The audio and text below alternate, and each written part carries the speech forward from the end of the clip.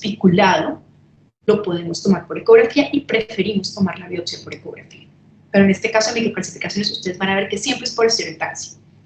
La ventaja del BI-RADS es que primero todos hablamos el mismo idioma. De aquí hasta Pekín todos hablamos de BI-RADS y la categorización va a ser siempre de 0 a 6 la misma, con 0 con una categoría de rellamado o recall, y con el número 6, BI-RADS es la paciente que ya tiene diagnosticado un cáncer de mama, independientemente de su clasificación histopatológica, y que viene a nosotros por alguna razón en control. La mayoría de los casos estas pacientes ingresan porque están en una quimioterapia citorreductora y vienen para una evaluación. De resto, de las categorías ustedes van a hacer como un recorrido entre todas estas categorías. Si ustedes prefieren, las revisamos en este momento. O seguimos con tomografía.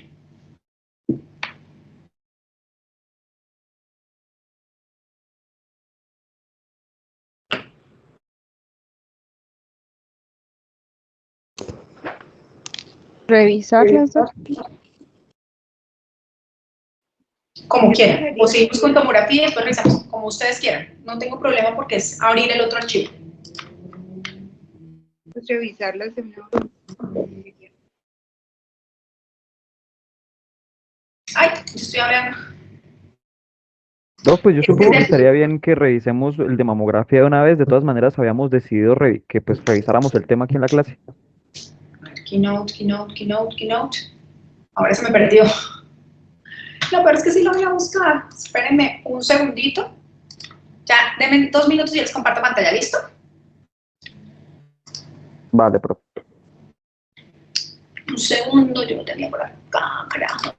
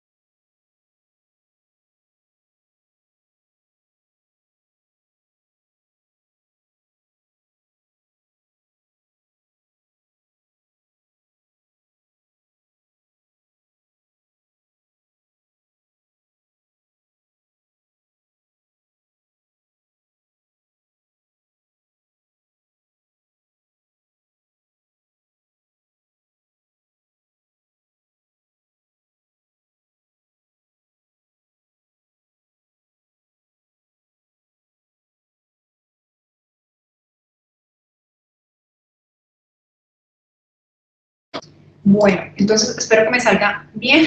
Tuve como problemas para encontrarlo, no sé qué sucedió. Oh my goodness. Bueno, entonces, ¿qué es el ACR BI-RADS? Es, como sus siglas lo indican, BI-RADS es Breast Imaging Reporting Data System. ¿Eso qué quiere decir? Como ustedes pueden leer la sigla, es un sistema que utilizamos para reportar los estudios tanto mamográficos como ecográficos como de resonancia magnética, con el fin de que todos hablemos el mismo idioma. Por eso nació el BI-RADS. El primer BI-RADS nació en 2003 y ya llevamos pues 2 décadas utilizando, y los cambios que se han realizado han sido cambios muy pequeños. Casi siempre ustedes van a ver, y el nuevo BI-RADS va a tener cambios nuevamente en el BI-RADS 3, que es lo único que ha venido cambiando a lo largo de los años, y pues se introducen nuevas técnicas y nueva terminología y nuevos controles en las pacientes en la parte de resonancia magnética. Ya hay un capítulo aparte, si ustedes en algún momento quieren leerlo, está disponible en internet en todos los idiomas, gratis.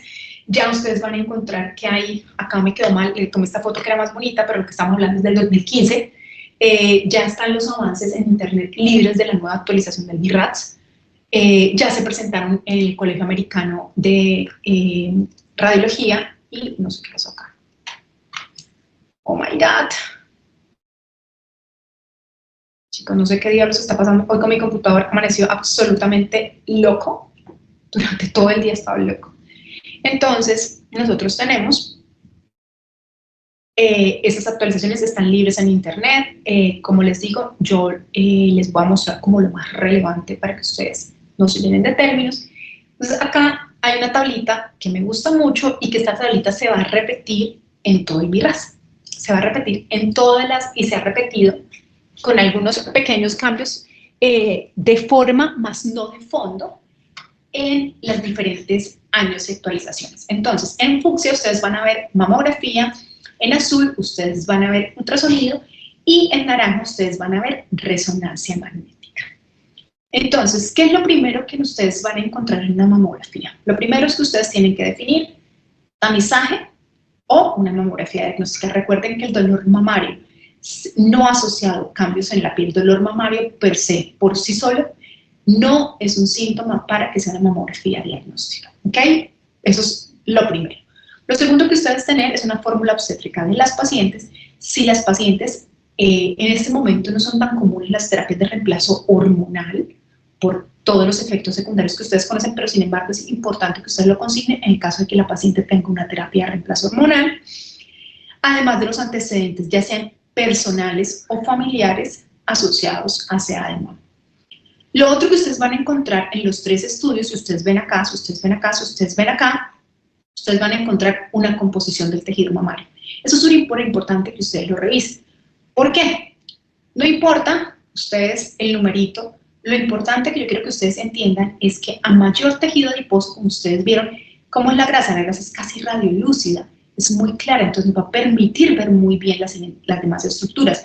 Al igual que si yo tengo poco tejido y tengo más grasa, pues la puedo hablar mucho mejor las lesiones sólidas, tanto en resonancia magnética como en ultrasonido. Entonces, cuando yo tengo si yo te digo que la composición de una mama es tipo A en mamografía, ultrasonido, resonancia magnética, muy probablemente te estoy hablando de una paciente mayor y muy probablemente no tengo una mayor sensibilidad y especificidad de este estudio.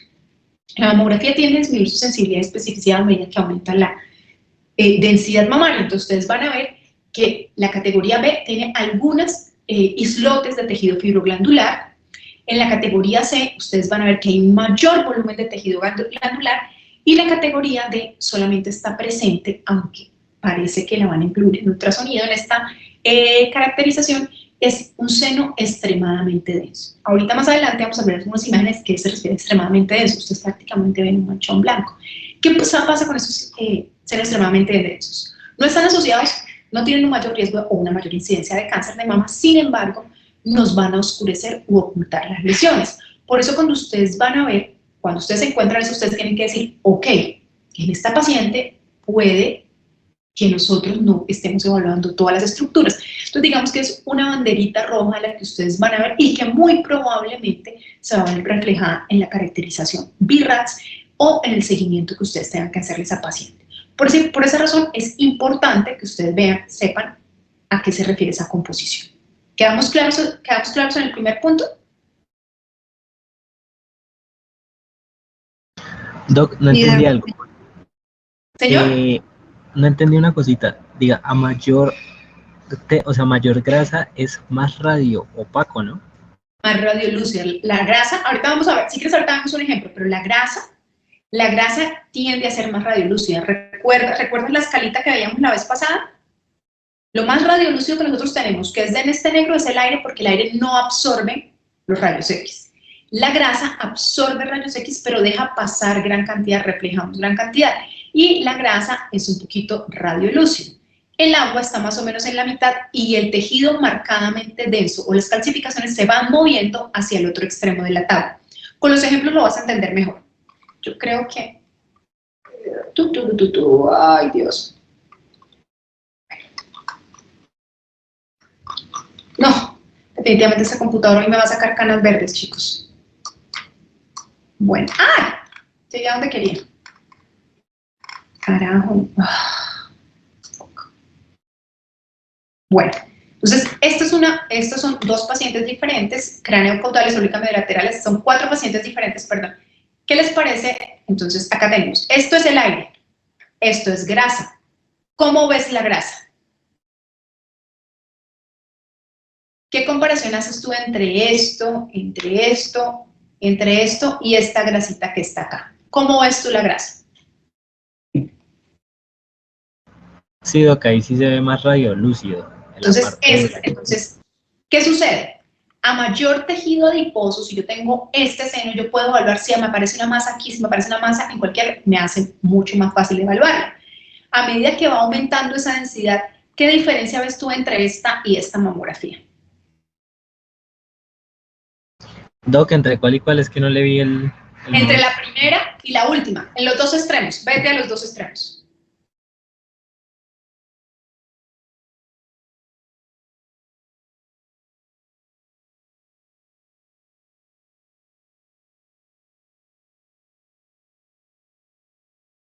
Cabe notar que todas estas mamografías son normales. En esta mamografía no tengo patología. En ninguna de estas, todas las mamografías que escogí ahí, en esta no tienen patología. Doc, ¿será que cuando va a señalar puede usar como un puntero de colores que el cosito es negro y las imágenes negras, entonces no se ve casi? Es que, ¡ay! Carajo, ahora me salía el otro. Oh my God. Creo que hoy la tecnología ha estado en contra mía durante todo el día. A ver. Es que, ¿sabes qué? No he podido compartir la pantalla con la completa, entonces no me sale el puntero como teníamos la vez pasada. No sé por qué. Hoy se demoró como 20 minutos en entrar, no sé qué está pasando. Te lo quedo debiendo. Pero bueno, entonces yo quiero que comparen lo global de esto. No quiero que no vamos a ver ninguna cosa pequeñita ni nada con esas microcalcificaciones. Si yo estoy evaluando o algunos de ustedes estuvieran en el lugar que yo estuve hace un par de años en Mamo, y yo llego a estar, esto yo digo, eso es una delicia, yo sé, yo veo, hay algunas calcificaciones benignas, que ahorita vamos a ver de qué estamos hablando, y esta paciente tiene mucha grasita. Entonces, las lesiones en mama que nos van a indicar que tenemos que descartar son lesiones nodulares, masas especuladas, distorsiones de la arquitectura glandular, que todas tienen aumento en la densidad, al igual que las calcificaciones. Recuerden que las calcificaciones están al final de la tabla que nosotros veíamos. Entonces, si yo te digo que las lesiones son hiperdensas, las lesiones que yo tengo que descartar, o sea, van a ser de la misma densidad o mayor densidad que el tejido mamario, ¿cuál de estas dos va a ser más fácil de evaluar para ti? La primera, la número 1, que está hacia tu mano, tú estás viendo la pantalla, está hacia tu mano izquierda, o esta que está hacia tu mano derecha. Si tú estuvieras aquí en mi lugar y estuviéramos leyendo esos pacientes, estuviéramos hoy, digamos, de turno leyendo mama. La primera porque hay menos densidad, ¿no?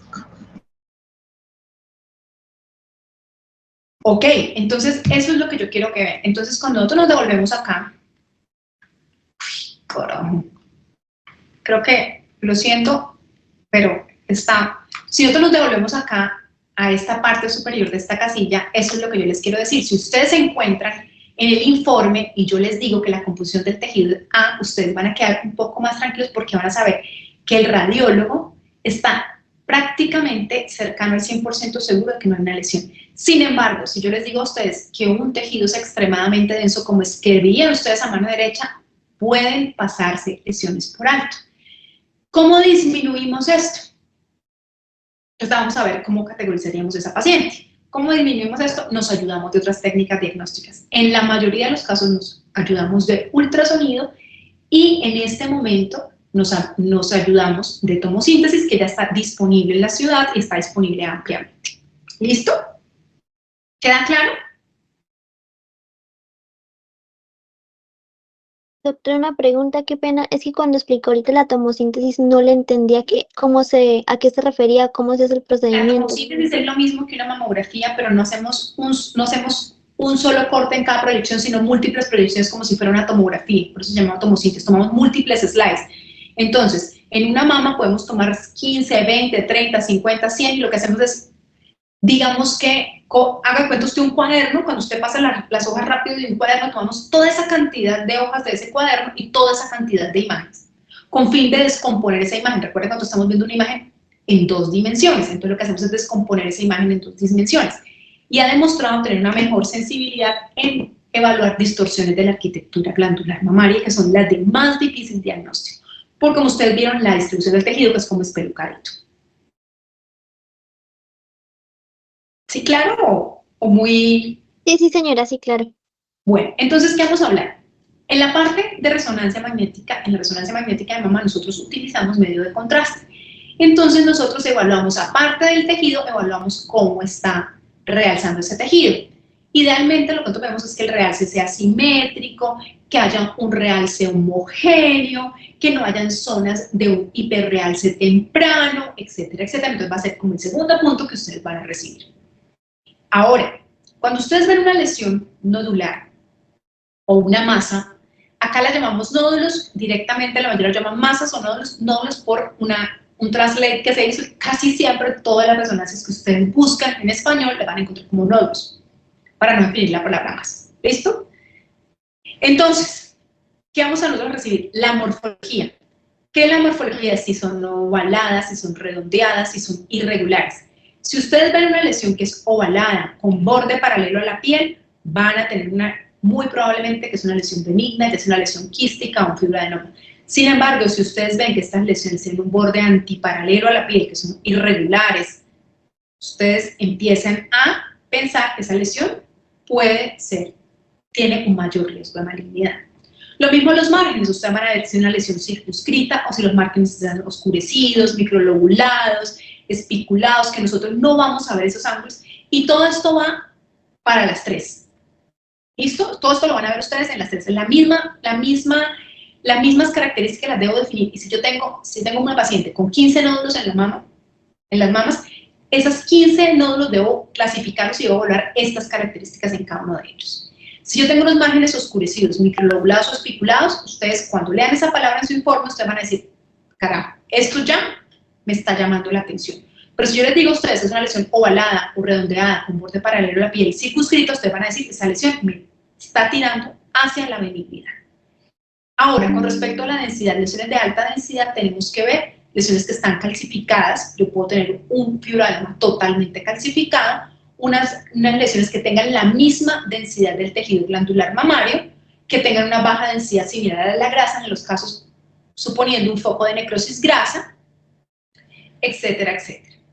Igualmente tengo que evaluar o no si hay la presencia de microcalcificaciones. Entonces ustedes van a ver que en la mayoría de los informes, ustedes van a ver, lo primero que les van a decir es la composición del tejido, lo segundo que les van a decir es si hay una distribución simétrica o simétrica de ese tejido, si hay o no la presencia de masas, entonces les van a decir la localización de esa masa, entonces les van a decir en el cuadrante superexterno de la mama derecha encuentro una lesión nodular de contornos bien definidos, ovalada, con borde paralelo a la piel, circunscrita, con una mayor densidad al tejido glandular mamario y asociada a una calcificación con morfología en palomita de maíz.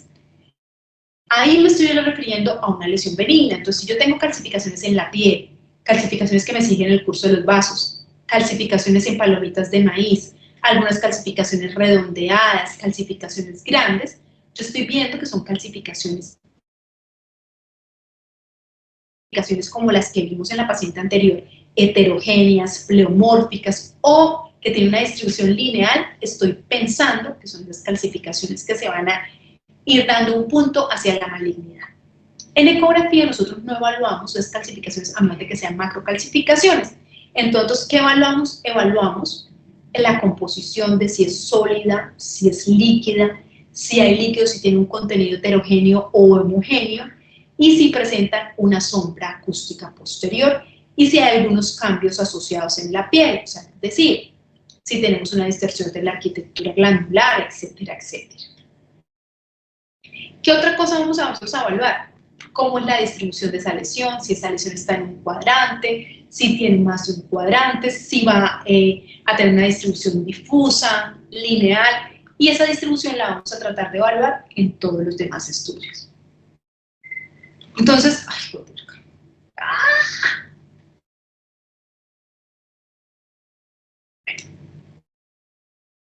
vamos a hablar si hay la presencia o no de nódulos linfáticos intramamarios o axilares, esas características, que sean nódulos que tengan hilo graso, que tengan aspecto reniforme, si hay o no ductos dilatados, y todas las alteraciones que nos pueden acompañar, como la presencia de retracción del pezón, cambios en la piel, etcétera, etcétera. ¿Qué quiero yo que les quede a ustedes de esto? Si ustedes ven, esto es muchísimo. Si hay o no implantes mamarios, en las pacientes en el caso de postcáncer de mama, si las pacientes tienen o no un expansor de volumen. Ahorita que están los del Wisconsin en el hospital, ustedes van a ver que ellos traen varios expansores para hacerles reconstrucciones a las pacientes. Ellos traen un grupo de mama casi siempre, donde hay algunas reconstrucciones con expansor. No sé si ustedes pueden entrar con ellos, que se parecen mucho a una prótesis. La diferencia pues, es que yo le voy administrando un volumen específico con el fin de lograr expansión de ese tejido que muchas veces ha sido sometido a radioterapia para lograr una reconstrucción mamaria. Entonces, después de que ustedes evalúan todo eso, el contenido, el tejido, si hay o no nódulos o masas, como ustedes lo quieran llamar, si hay o no calcificaciones, cómo están distribuidas, la localización, si hay o no hallazgos asociados, ustedes van a categorizar a las pacientes en estas 6 categorías. Ustedes van a categorizar. La categoría 0 es la paciente que ustedes, si se acuerdan ahorita cuando bajamos, la paciente que ustedes veían en su extremo derecho, es una paciente con una alta densidad mamaria, lo cual no nos permite valorar adecuadamente el tejido. Entonces, pacientes, en algunos casos ustedes la van a ver como evaluación incompleta, como que necesita una evaluación adicional, y en la mayoría de los RIPS ustedes van a ver como pacientes de recall.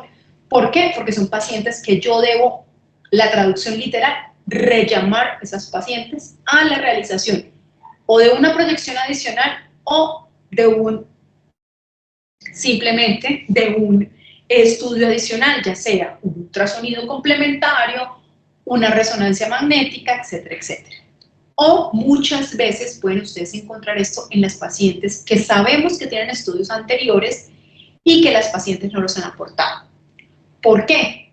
Porque nosotros podemos ver una lesión que sea categoría 4A, suponiendo que sea de baja sospecha de malignidad, tiene las mismas características y la paciente nos dice, cuando llega, no, es que yo fui biopsiada, mi biopsia fue negativa, pero nosotros no sabemos las características de esa lesión, no sabemos si esa lesión aumentó y si tenemos que rebiopsiarla o tenemos que recategorizar. Cuando yo tengo una paciente que yo biopsié, le voy a hacer un seguimiento a corto plazo, o sea, la bajo de categoría cuando la biopsia me sale negativa. O puedo decidir rebiopsiar de acuerdo a las categorías, a las características del tejido. Y pues obviamente ayudarnos con inmunohistoquímica. La categoría BI-RADS 1 negativo quiere decir que es una mamografía normal, que no tiene ningún riesgo de malignidad, que no tenemos ningún hallazgo positivo, o sea, es decir, no tenemos ningún nódulo, ninguna calcificación benigna, no tenemos ganglios intramamarios, no tenemos, es un tejido absolutamente normal. La categoría 2 son hallazgos benignos. Dentro de esta categoría se van a incluir los cambios postquirúrgicos, es decir, en nuestro medio es bastante frecuente la presencia de prótesis mamarias, aunque ahora pues está de moda, el retiro, etcétera, etcétera. Sin embargo, sigue siendo bastante frecuente. Estos pacientes van a ir en categoría BI-RADS 2. La categoría 3 ha sido siempre la categoría que es más controvertida. Ustedes van a ver, incluso fue mi tesis, la categoría BI-RADS 3 es una categoría con baja sospecha de malignidad o probablemente benigna con riesgo de malignidad inferior al 2%. Es una categoría que requiere un seguimiento corto. Entonces, es una categoría en la que se le hace un follow-up entre 2 y 3 años. En la actualización del 2015 se iba tendencia a 3 años, debido también, eso iba variando un poco al aumento en la incidencia de cáncer de mama en pacientes jóvenes, y sabiendo que los pacientes jóvenes tienen una mayor densidad mamaria, lo cual nos puede oscurecer algunas de las características de las lesiones. Entonces, en esta categoría probablemente benigna, ¿qué hacemos? Un seguimiento corto, semestral. Entonces, si yo tengo una lesión BI-RADS 3 en la mama izquierda, si yo me hice una mamografía el día de hoy, 26 de febrero de 2024, y tengo que mi mama derecha está categorizada como un BI-RADS 2 en 6 meses, o sea, en julio 26 tengo que hacerme un control, solamente hacemos una mamografía unilateral derecha. Y en un año, o sea, el otro febrero, si sigo siendo en la categoría 3, me hago la mamografía bilateral. Entonces, eso es súper importante que lo entienda, porque casi siempre esta categoría BI-RADS 3 se la están dejando controlar a los médicos que se encuentran en atención primaria. Entonces, eso es la categoría BI-RADS 3, tiene una baja sospecha de malignidad. Esta categoría es bastante flexible. ¿Y qué es flexible? Si yo le digo a ustedes, yo, Carolina Luque, a mí me dicen que tengo una categoría BI-RADS 3, pero yo deseo hacerme una biopsia por X o Y motivo, porque mi mamá, mi papá o una familiar cercana tuvo cáncer de mama y yo no me siento cómoda con hacerme o esperar 2 años o 3 años a que ustedes me bajen a BI-RADS 2, yo puedo decidir hacerme la biopsia. Esto llega como a una, en esta categoría se da la posibilidad que se llegue a un acuerdo entre médico tratante y paciente para decidir si nos hacemos o no hacemos la biopsia. ¿Listo? Y es una, ¿por qué razón? Porque todas las lesiones en mama, si ustedes a medidas cortas ustedes roten por atención primaria, ustedes se van a dar cuenta la ansiedad que genera para ustedes este tipo de lesiones. Y creo que yo le mandé a una compañera del grupo anterior lo que ahora ChatGPT puso una nueva actualización para explicarle a las pacientes el BI-RADS. La inteligencia artificial está aumentando o mejorando, entre comillas, ya ustedes decidirán si mejorando o desmejorando, la relación médico-paciente con respecto a esto. Hay algún grupo que está siguiendo si esta actualización de ChatGPT le disminuye o aumenta la ansiedad de las pacientes. Esto ha generado, cualquiera de estas categorías de 3 para abajo genera mucha ansiedad y por esa es la razón que nos podemos realizar una biopsia. La categoría BI-RADS 4 ya lamentablemente son categorías sospechosas. Esta categoría puede cambiar, digamos que está ahí como entre su merced mi señora de que cambie, y está dividida en 3, 4A, B y C, y van a dar un riesgo de malignidad. Entre baja sospecha de malignidad, alta sospecha de malignidad. Y todas las pacientes categorizadas en BI-RADS 4 y 5, que 5 es alta sospecha de malignidad, van a requerir biopsia, ya sea biopsia estereotáxica, biopsia guiada por ultrasonido o una marcación con arpón para que sea una biopsia quirúrgica. En la categoría BI-RADS 6 nosotros ya sabemos que la paciente tiene cáncer de seno.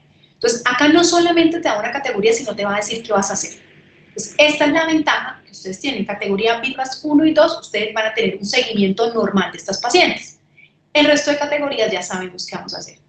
Si yo tengo en estas pacientes, digamos una 4A, que son la que tiene más baja sospecha maligna, la biopsia me salió positiva, me dice que es un fibroadenoma. ¿Qué hago yo? Esa paciente la voy a controlar como si fuera una categoría BI-RADS 3, un seguimiento a corto plazo. Durante un tiempo determinado, normalmente el mismo tiempo que yo hago seguimiento, 2 años, 2 a 3 años. Esto es más o menos lo que hemos venido hablando. Doctora, una pregunta. Señora. ¿Igual en la categoría 6 también hago biopsia? ¿O ya no? No, señora, porque mira que en la categoría BI-RADS 6, ¿qué es la categoría BI-RADS 6? ¿Qué dice acá? Nosotros ya sabemos que la paciente tiene un adenocarcinoma ductal infiltrante.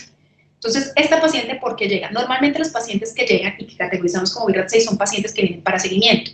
Es decir, la paciente Pepita Pérez tiene una masa ovalada o espiculada en el cuadrante superior externo de la mama izquierda. Se le realizó una biopsia guiada por ultrasonido que nos da un adenocarcinoma ductal infiltrante, pero esa masa tenía 44 por 38 milímetros, suponiendo, y se encuentra ubicada en el radio, las manecillas del reloj, entre las 10 y las 12, ¿sí? Esa paciente recibió 5 sesiones de quimioterapia y la quimioterapia es prequirúrgica para disminuir el tamaño de esa lesión. Entonces, esa paciente es la que yo voy a categorizar como BI-RADS 6. Y yo tengo que definir esa lesión, si esa lesión aumentó o no aumentó, etcétera, etcétera. Entonces, esa paciente yo no la vuelvo a biopsiar, a menos que, y puede suceder que hayan otros hallazgos o aparezcan otras lesiones, pero esas lesiones nuevas muy probablemente estén relacionadas con este cáncer, pero las voy a tener que categorizar y muy probablemente con nuevas lesiones las voy a categorizar en BI-RADS 5. Pero esa lesión como tal, que estamos controlando, no le vamos a hacer rebiopsia. En algún caso especial, como siempre, en medicina 1 más 1 no es 2, por alguna razón en especial pudiéramos rebiopsiarla, sí, pero no es la indicación. Bueno, entonces acá lo que veníamos hablando nosotros, cómo van a ver ustedes que van a recibir el reporte, ustedes no lo van a crear, a menos de que se dediquen a radiología mamaria.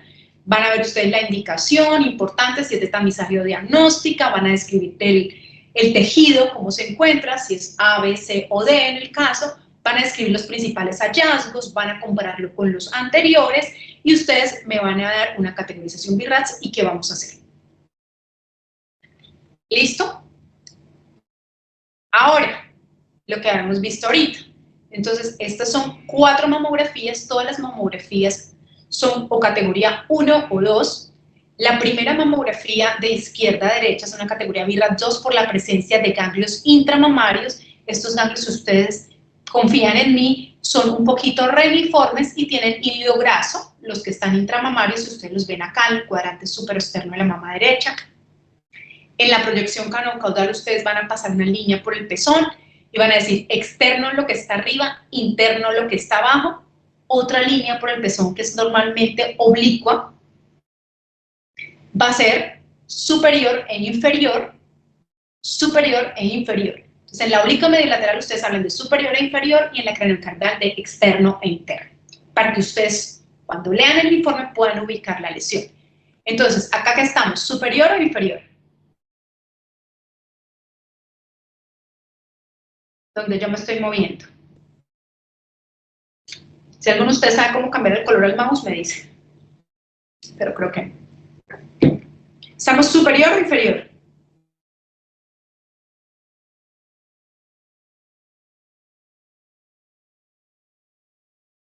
Superior. Superior. Estamos en superior. Ahora, si ustedes los ven en la parte de arriba.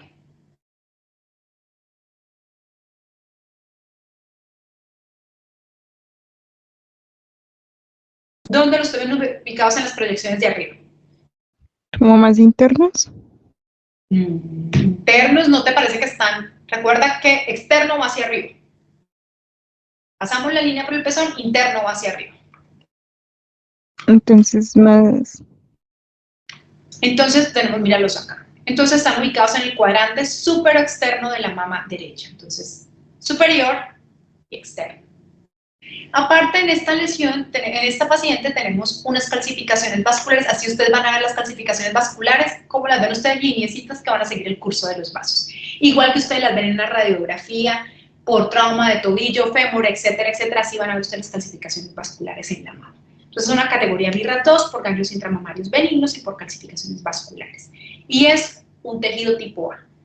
La siguiente paciente, lo que nosotros vemos es un tejido escaso, tejido fibroglandular, que normalmente el tejido fibroglandular que persiste es el que se encuentra en localización retroareolar, que ustedes lo ven acá, miren acá los pezones, areola, complejo areola-pezón, también van a oír ustedes ese término, complejo areola-pezón, y en los cuadrantes superexternos. Al igual que ustedes van a ver que en la literatura la incidencia de lesiones malignas es más frecuente en el cuadrante superexterno de la mama derecha.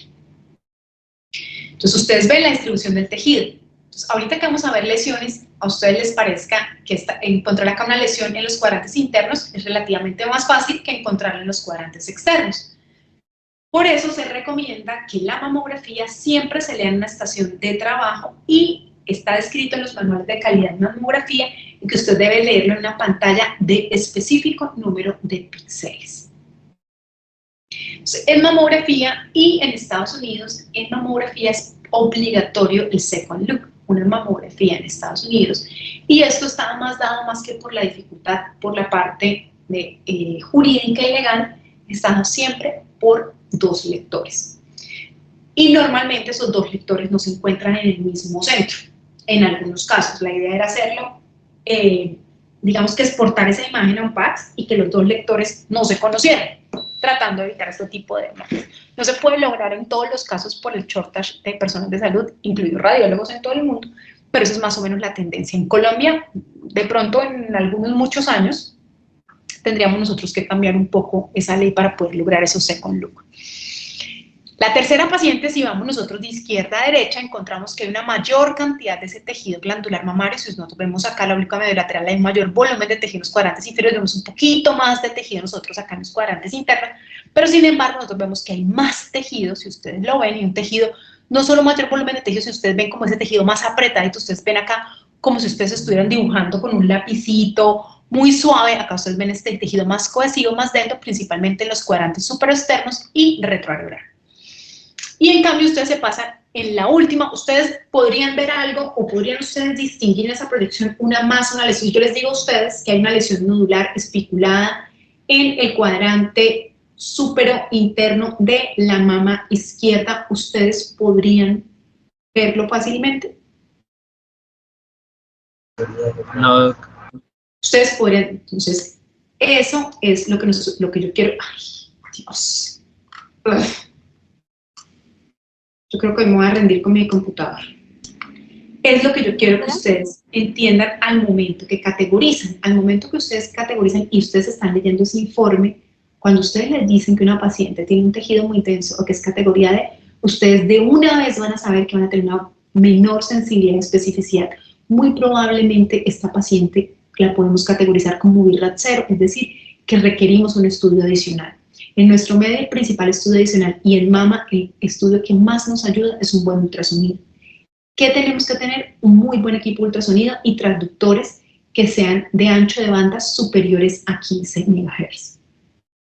¿Por qué estos transductores? Porque nos van a dar una mejor evaluación de los tejidos blandos y una mejor caracterización de los tejidos. Podemos utilizar inferiores, sin embargo, a medida que nosotros disminuimos esos megahertz, lo que aumentamos es la profundidad. Y si ustedes ven, digamos, las lesiones acá están muy superficiales. A menos que nosotros tengamos una lesión en este paciente que tiene un mayor volumen de tejido mamario, yo puedo jugar con un poquito la profundidad. Pero recuerden otra cosita, nosotros le hacemos un poquito de presión o compresión, se llama, a estas pacientes. Entonces vamos a tener siempre que el tejido va a tener un mayor diámetro antero-posterior. En ecografía, ustedes tienen la paciente acostada boca arriba, no sé si aquí están sus compañeros que estuvieron que días conmigo destapando un nuevo equipo que llegó.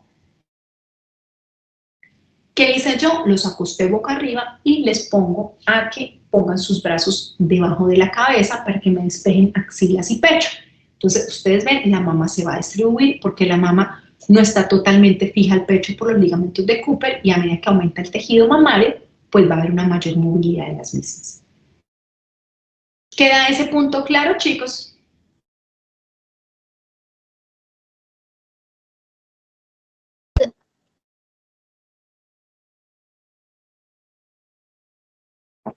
Entonces, recuerden que tenemos craneocaudal es esta y esta es oblicuo medio lateral. Ustedes van a ver que están siempre marcadas como CC y oblicuo.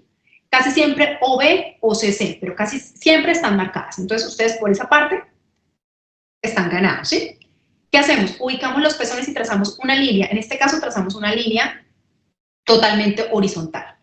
Lo que tenga en la proyección craneocaudal por encima de la línea, vamos a decir que están los cuadrantes externos. Lo que yo tengo por debajo de la línea, vamos a decir que están los cuadrantes internos.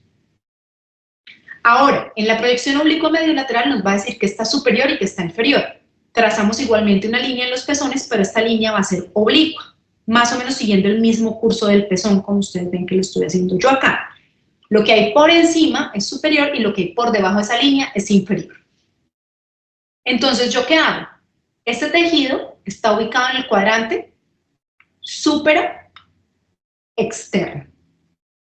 Si yo tengo una lesión donde tengo aquí mi mouse y la tengo representada acá, digamos que está en el cuadrante interno, y si está acá inferior, entonces el cuadrante infero interno. ¿Sí? Si yo tengo la lesión acá y la lesión acá, está en el cuadrante infero externo. ¿Sí? ¿Nos quedó claro? ¿Claro para todos, chicos? Porque es importante que ustedes se ubiquen. Esto más que cualquier cosa, ustedes no van a leer esta, vamos, que se ubiquen para cuando ustedes lean el informe, ustedes sepan esa lesión y ustedes sepan si van a indicar un ultrasonido o entiendan por qué esa paciente va a ser llevada a una biopsia estereotáxica o a esa paciente le podemos llevar a una biopsia por ultrasonido, o ustedes van a decidir en conjunto con el cirujano de mama, independientemente de quién sea, si van a marcar con un arpón y van a preferir esa lesión a hacerle una biopsia quirúrgica. Esa es la razón por que yo quiero que ustedes se ubiquen. Bueno, entonces esto es lo mismo, acá está lo mismo que ustedes hemos visto, entonces las 6 categorías. La categoría 0 la sabemos que la tenemos que llamar, miren, vamos a requerir una imagen adicional o comparar con las anteriores, y pues no tiene ningún riesgo de cáncer porque ni siquiera hemos categorizado a esa paciente. La categoría 1 y la categoría 2 son mamografías que no tienen lesiones malignas, que no tienen ningún riesgo de malignidad, y vamos a seguir con los mismos screening de rutina. La categoría BIRAD 3, que es la que yo les digo a ustedes, que es como la que está entre su merced y mi señora, es una categoría a la que le hacemos un seguimiento a corto plazo durante 6 meses, y nos vamos entre 2 y 3 años, ese seguimiento. Y esta categoría tiene un riesgo menor o igual al 2% de malignidad. Y es la que habíamos hablado, que podemos tener una decisión personal entre el médico y la paciente de tomarse una biopsia. Y es algo aceptado, no hay que ni encasillar, ni digamos que decir ninguna, no hay, ustedes no tienen por qué juzgar, entre comillas, a una paciente por esa decisión. Y eso está relacionado, pues, en muchos casos está relacionado, en la mayoría de los casos está relacionado con un pariente cercano con cáncer o una persona muy cercana con cáncer de mama. Y se da un poco más esta decisión en mujeres jóvenes. Bueno, la categoría 4, entonces, como ya les había dicho, A, B y C. A, con una baja sospecha de malignidad, a una alta sospecha de malignidad en la categoría C.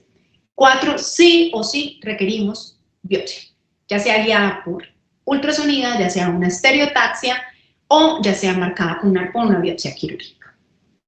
Puede ser por un arpón o por una grapa, dependientemente del centro donde ustedes estén y del tipo de marcador que ustedes tengan. Lo que hacemos es marcar a esa paciente para retirarla. Entonces, con baja sospecha de malignidad nosotros tenemos que nos puede variar entre hasta un 2% de malignidad, entre un 5 y un 10% de malignidad, perdón. La categoría B van a tener ustedes que hay entre un 10 y menos del 50% de malignidad. Pero en la categoría BI-RADS 4C nosotros vamos a ver que ese riesgo de malignidad está superior al 50% y alcanza hasta el 90% de malignidad. Esas son lesiones que son muy sospechosas de malignidad. Ahora, ¿qué diferencia entre la categoría BI-RADS 4C y BI-RADS 5? Que tiene un mayor riesgo de malignidad. Muchos han propuesto que unamos categoría 4, 6 y 5, porque igual la voy a biopsiar, tiene un alto riesgo de malignidad. Probablemente eso suceda en algunos años. No les puedo decir si va a ser en el nuevo BI-RADS, no se los puedo decir, pero son algunas de las propuestas. Y estos pacientes son las pacientes que nosotros ya sabemos, que la categoría BI-RADS es que ya sabemos que son malignas, y lo que estamos haciendo es un seguimiento para, muy probablemente, una evaluación prequirúrgica de esa paciente. Entonces, ahora... carajo. Ay, me queda muy chiquita. ¿Sí ven bien toda la lesión? ¿Sí alcanzan a ver bien toda la pantalla? Sí, doc. Bueno. Entonces tenemos esta paciente, una paciente de 55 años de edad, que nos acudió para una mamografía de tamizaje. Tenemos solamente la mama izquierda, ustedes ven acá la proyección craneocaudal y la única medio lateral, donde ustedes ven que casi todo ese tejido es tejido graso. Tenemos muy poco tejido fibroglandular y la categorizaron como categoría BIR-A. Entonces, ACR BIR-RADS A. Ahora tenemos una lesión. Esta lesión es una lesión que presenta un aumento de la densidad, es una lesión de aspecto espiculado. Ustedes alcanzan a ver acá como unos bordecitos, espículas, que en esta lesión, en esta zonita, se ven un poco más oscurecidos. Esta lesión es una lesión que se describe como una lesión de aspecto espiculado, con una masa de aspecto espiculado, con aumento de su densidad en el cuadrante. Tenemos acá externo, pasamos la línea del pezón, súper externo de la mama izquierda. Algunas calcificaciones benignas son los otros hallazgos que ustedes ven acá, son las calcificaciones vasculares. Esta paciente fue llevada a una marcación con arpón. Si ustedes ven acá, acá dejamos esta lineecita, corroboramos el arpón con ultrasonido, la presencia de ese arpón, y la paciente fue llevada a cirugía. En ecografía nosotros vemos que esta lesión es microlobulada, ustedes ven pequeños lobos, vemos que está asociada a 2 calcificaciones, y es una lesión de aspecto heterogéneo con algunas zonas de sombra acústica posterior. Esta paciente fue categorizada como BI-RADS 5, fue llevada a un manejo quirúrgico para una resección con arpón. Marcada con arpón para una resección. Bueno, esta paciente es una paciente muy similar a la que vimos anteriormente.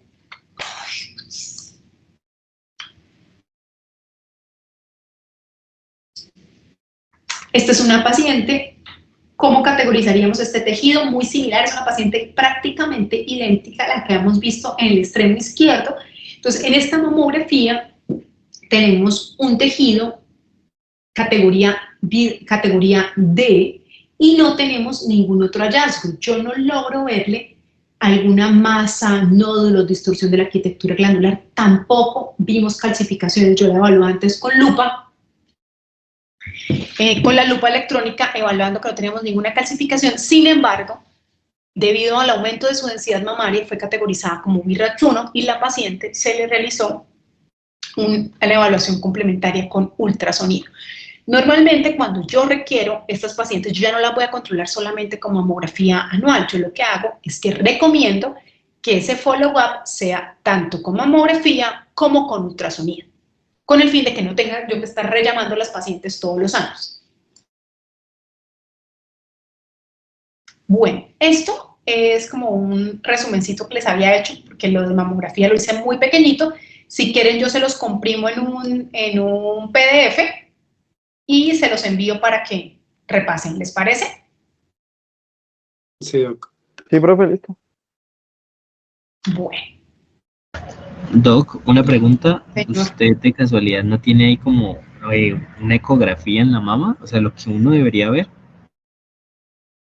Ahí estaba una sola mamo. ¿Qué quieres ver de ecografía de mama?